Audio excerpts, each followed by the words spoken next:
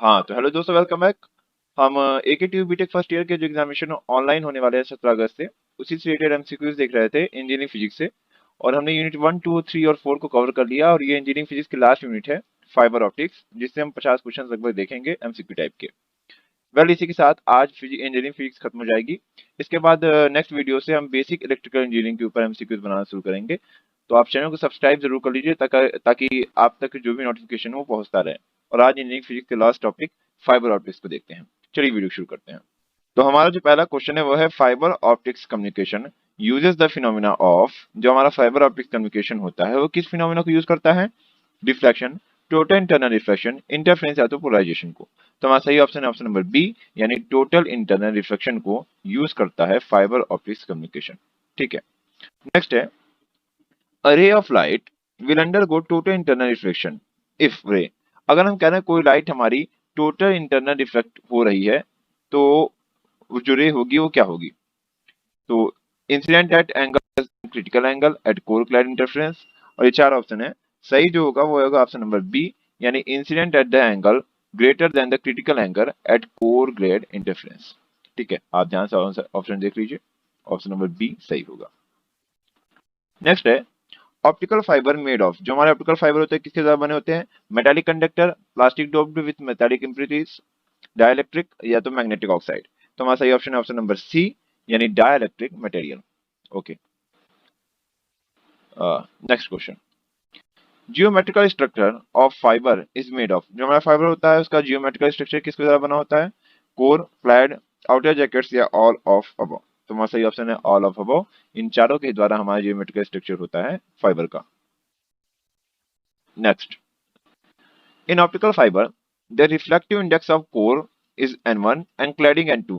Then क्या होगा N2 और N1 में relation? N1 is greater than N2 या इक्वल टू या तो लेस देन। तो सही ऑप्शन है option number A, N1 is greater than N2। Okay, next acceptance angle alpha is क्या होता है? इसका जो सही ऑप्शन है ऑप्शन नंबर ए है, maximum angle at which ray strike at critical angle in core clad interference. Okay, ध्यान से ऑप्शन देख लीजिए। नेक्स्ट है the most preferred source of optical fibre communication is क्या होता है? एलईडी होता है, लेजर होता है, सोडियम लैंप या व्हाइट लाइट। सही option option number B, laser होता है। ओके, नेक्स्ट क्वेश्चन है the optical fibre consist of a core reflective index N1 surrounded by the cladding of reflective index N2. A beam of light enters from the air at the right angle of alpha with the axis of the fiber. The highest alpha for the ray can be traveled by, मतलब यहाँ पे alpha की value पूछा सीधा सीधा, आपने देखा होगा, इसे पढ़ा होगा, ये सब है। तो इसका जो सही ऑप्शन है ऑप्शन नंबर ए है, यानी alpha is equal to the sine inverse under root N1 square minus N2 square. Option number a है, ध्यान से इस चीज को देख लीजिए। Next, high information carrying capability of optical fiber is measured with their, किसके द्वारा मेजर किया जाता है? Low losses, high bandwidth, low cost या हाई बैंडविड्थ। ऑप्शन नंबर 20 का सही होगा, यानी हाई बैंडविड्थ। ओके, नेक्स्ट है in optical fibres which is the most beneficial core index profile. कौन सी होती है? Step index, graded index, step and graded दोनों, या तो कोएक्सियल। सही ऑप्शन है ऑप्शन नंबर बी, यानी graded index. Okay, next, which among of the following is described by the concept of numerical aperture in optical fiber? क्या होता है? Light का डिस्पर्सन, गैदरिंग, पोलराइजेशन या तो स्कर्टिंग। तो इसका सही ऑप्शन है ऑप्शन नंबर बी, यानी लाइट गैदरिंग। ओके, नेक्स्ट है numerical aperture of optical fibre having refractive index of a core is N1 and clad 2 is N2। दोनों के बीच में क्या रिलेशन होगा? सही ऑप्शन ऑप्शन नंबर ए, यानी root N1 square minus N2 square. हाँ, तो नेक्स्ट क्वेश्चन है which among the following fibre optic cable have a core size of 480 म्यूएम and 980 and made up of polymethyl methacrylate. सही option होना चाहिए इसका option number C, यानी core silica and clad plastic optical fibre. सही option है। ठीक है, नेक्स्ट है अ डॉक्यूमेंट और image can be scanned into digital form by using, किसके द्वारा होता है? प्रिंटर, लाइट स्कैन, स्कैनर हम सब जानते हैं, option number D scanner. Normal से क्वेश्चन है। Next, The bandwidth of the optical fiber is 900 gigahertz, 9 gigahertz, 900 gigahertz या 9 gigahertz। सही ऑप्शन होना चाहिए ऑप्शन नंबर सी, यानी 900 THz यानी terahertz. Okay, next. Which of the following is not correct factors that are responsible for generating attenuation of optical fiber in fiber? सही option होना चाहिए absorption, organic solvents, स्कार्टिंग या wave guide effect. सही option होना चाहिए option number B, यानी organic solvents. तो next question है, release carton occurs in core of fiber when size of inhomogeneities क्या होना चाहिए, much larger than wavelength, smaller than wavelength, comparable या तो equal to। सही ऑप्शन होना चाहिए ऑप्शन नंबर बी, यानी much smaller than wavelength। Okay, next है, mass carting occurs when size of inhomogeneities क्या होना चाहिए, वहां पर रेला स्कार्टिंग था, यहाँ पर मास कार्टिंग है, तो इसके भी चार ऑप्शन है। सही ऑप्शन होना चाहिए इसका ऑप्शन नंबर ए, यानी मच लार्जर देन वेवलेंथ। वहां पर मच स्मॉलर देन वेवलेंथ था, यहाँ पर मच लार्जर देन वेवलेंथ है, इस चीज को आप ध्यान रखिए। नेक्स्ट है, रेली स्कार्टिंग कोफिशिएंट इज प्रोपोर्शनल, किसके प्रोपोर्शनल होता है, lambda lambda square 1 by lambda square यानी 1 by lambda 4। Option number D सही है, 1 बाय लैम्डा 4, याद कर लीजिए। नेक्स्ट है, normalized frequency or V number of fiber having refractive index of core is N1 and clad is N2 with core radius A and wavelength is, formula आपसे direct है, option number A सही होना चाहिए, 2 pi upon lambda under root N square N1 square minus square. Next आते हैं, which of the following is an advantages of optical fibre, के advantage क्या होते हैं, thin and non-flammable, less power consumption, economical and cost effective या all F एबो। तो हम सभी जानते हैं ऑप्शन नंबर डी होना चाहिए, ऑल एफ एबो, क्योंकि फाइबर ऑप्टिक में ये सारी चीजें होती हैं, बेनिफिट होती है। नेक्स्ट है, number of mode propagate in step index optical fibre is related in V number is क्या होना चाहिए, V square by 2, V square by 4, V square by 3 and V square. सही ऑप्शन होना चाहिए ऑप्शन नंबर बी, यानी V square by 4। Okay, number of mode propagating graded index, same question है, वहां पे स्टेप इंडेक्स था, यहाँ पर ग्रेडेड इंडेक्स है। इसका जो सही ऑप्शन होगा, इसका नंबर ऑप्शन नंबर बी होगा, वी स्क्वायर बाई 4। एक सेकेंड, ये जो 22वां है, इससे पहले क्वेश्चन, इसका ऑप्शन नंबर ए है, वी स्क्वायर बाई 2, सॉरी गलती से हो गया था, ये सही ऑप्शन है V square by 2। Okay, next है, in single mode fibres the cladding diameter must be at least क्या होना चाहिए, at least twice the core diameter thrice 5 times या 10 टाइम्स। सही ऑप्शन होना चाहिए ऑप्शन नंबर डी, यानी 10 times the core diameter. Okay, next आते हैं, mode in step index fibre has क्या होना चाहिए उसके लिए, large core diameter and large numerical aperture, या स्मॉल और लार्ज, स्मॉल और स्मॉल न्यूमेरिकल, या स्मॉल कोर और स्मॉल न्यूमेरिकल। सही ऑप्शन होना चाहिए ऑप्शन नंबर डी, सॉरी सही ऑप्शन होना चाहिए ऑप्शन नंबर ए, यानी large core diameter and large numerical aperture. Okay, ये multi mode step index fibre के लिए है, ध्यान से देख लीजिए।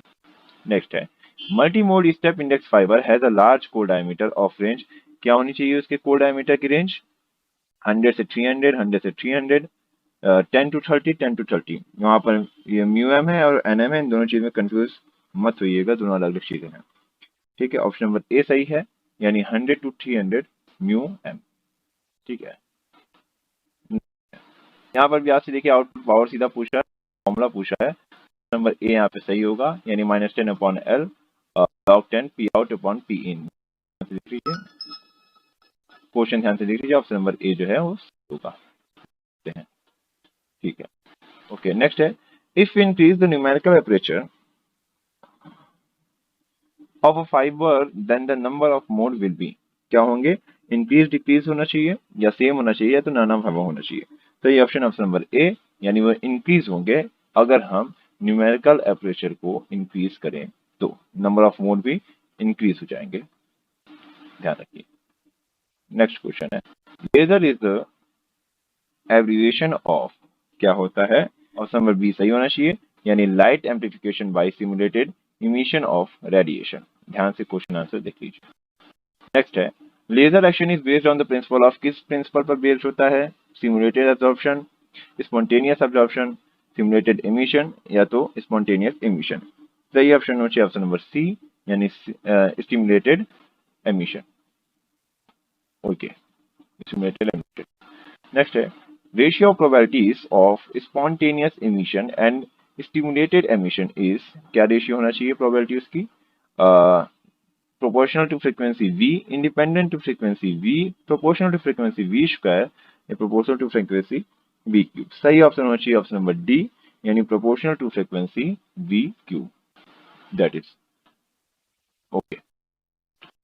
लेजर बीम कंसिस्ट ऑफ, क्या कंसिस्ट करती है? Light material particle, electrons, high coherent beam of photons या तो कॉस्मिक रेज। सही ऑप्शन है ऑप्शन नंबर सी, यानी high coherent beam of photons हमारे लेजर लाइट में होते हैं। इस चीज को आप ध्यान रखिए। Next, laser beam is monochromatic, it means that he, अगर हम कोई कह रहे हैं कि कोई लेजर है जो कि मोनोक्रोमेटिक है, तो इसका मतलब क्या है? उसमें क्या होना चाहिए? Single frequency, narrow width, wide width या तो सर्वर का रस होना चाहिए। ऑप्शन नंबर ए सही है, यानी इसमें सिंगल फ्रीक्वेंसी होनी चाहिए, तभी वो मोनोक्रोमेटिक होगी। ये सब जब रिटन एग्जामिनेशन होता था तो उसमें 2-2 नंबर के क्वेश्चन आते थे। ठीक है, नेक्स्ट बढ़ते हैं। Metastable state has characteristics time is, क्या होना चाहिए? 10⁻⁻⁴, -3, -6 या -8। ऑप्शन नंबर बी सही है, यानी 10⁻³ सेकंड। नेक्स्ट है, if N not is the number of atoms in ground energy state, then the number of atoms N in energy state are calculated. Formula आपसे पूछा डायरेक्ट, ऑप्शन नंबर बी सही है, यानी n equal to the n not e to power minus e upon at। Next, according to Einstein, Einstein के according क्या होना चाहिए? The probability of spontaneous emission is same as stimulated absorption. Ratio probabilities of spontaneous emission and stimulated emission is V cube. दोनों सही होना चाहिए, none of these। सही option है ऑप्शन नंबर सी, यानी both A and B दोनों सही होना चाहिए according to Einstein। Next, if the number of atoms in ground state is N1 and high state is N2, then population inversion is, क्या होना चाहिए relation? तो सही ऑप्शन ऑप्शन नंबर सी, यानी N1 is less than N2। Next है characteristics of laser beam, laser beam की क्या characteristic होनी चाहिए? हम सभी जानते हैं, सब कुछ इसमें होना चाहिए। High degree of direct, high degree, monochromatic, coherent, highly intense, ये सब। तो ऑप्शन नंबर डी ही सही है, ऑल ऑफ अबव, सारे ही characteristic. The main component of laser is, क्या होना चाहिए? लेजर का मेन कंपोनेंट क्या होता है? ऑप्शन नंबर डी सही है, यानी सभी होते हैं। Active medium above, pumping mechanism और रेजोनेटर कैविटी, तो सभी होंगे। ऑप्शन नंबर डी जो हमारा वो सही है। नेक्स्ट है first working laser is design, पहला वर्किंग लेजर डिजाइन किया गया, उसका नाम क्या था? ऑप्शन नंबर बी सही है,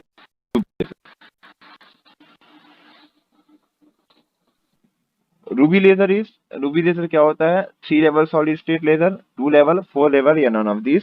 ऑप्शन नंबर ए सही है, यानी 3 लेवल सॉलिड स्टेट लेजर होता है हमारा रूबी लेजर। नेक्स्ट है in ruby laser the active medium is, क्या होता है? उसमें एक्टिव मीडियम कौन सा आयन होता है? ऑप्शन नंबर ए सही है, यानी Cr3+ आयन। ठीक है, वही होता है। नेक्स्ट है population inversion achieved in ruby laser through electric discharge method, optical pumping, inelastic atom atom collision या डायरेक्ट कन्वर्जन। सही ऑप्शन होना चाहिए ऑप्शन नंबर बी, यानी ऑप्टिकल पंपिंग के थ्रू हमारा होता है। नेक्स्ट है in He gas the active medium He and Na are ratio, दोनों के बीच में क्या रेशियो होता है आपसे पूछा है। तो इसमें जो रेशियो होता है ऑप्शन नंबर डी है, यानी 10:1 का होता है इसमें। ठीक है, ध्यान से देख लीजिए। Population inversion achieve in He laser through, जिसमें सही ऑप्शन होना चाहिए ऑप्शन नंबर सी, यानी इनलास्टिक एटम एटम पोलराइजेशन। ठीक है, वहां पे आप एक चीज देख लीजिए, वहां पे आपको कौन सा लेजर पूछ रहा था? अभी ऊपर क्वेश्चन रूबी लेजर, यहाँ पे He लेजर पूछा है। दोनों में कंफ्यूज मत होना, दोनों अलग अलग चीजें हैं। नेक्स्ट और last question, which laser gives continuous beam, ruby, He, both या नन ऑफ अबव। सही ऑप्शन होना चाहिए ऑप्शन नंबर बी, यानी He जो होता है वो हमारा कंटिन्यूअस बीम देता है। इसी के साथ इंजीनियरिंग फिजिक्स यूनिट 4 खत्म होता है। इसमें न्यूमेरिकल इन्वॉल्व नहीं थे, अगर आप कहेंगे तो न्यूमेरिकल का PDF में जरूर दे दूंगा। बाकी कल से बेसिक इलेक्ट्रिकल इंजीनियरिंग के 5 यूनिट के ऊपर हम ऐसे ही 50 क्वेश्चन बनाएंगे। वीडियो अब तक आप देख रहे थे, अगर आपने नहीं देखी इससे पहले की वीडियो तो नीचे प्लेलिस्ट का लिंक भी है डिस्क्रिप्शन बॉक्स में, अदरवाइज आप चैनल को विजिट करके पास्ट यूनिट के एमसीक्यूज देख सकते हैं। आपका बहुत बहुत शुक्रिया, आप लोगों ने पास्ट यूनिट के एमसीक्यूज पर बहुत अच्छा हमको सपोर्ट दिखाया है।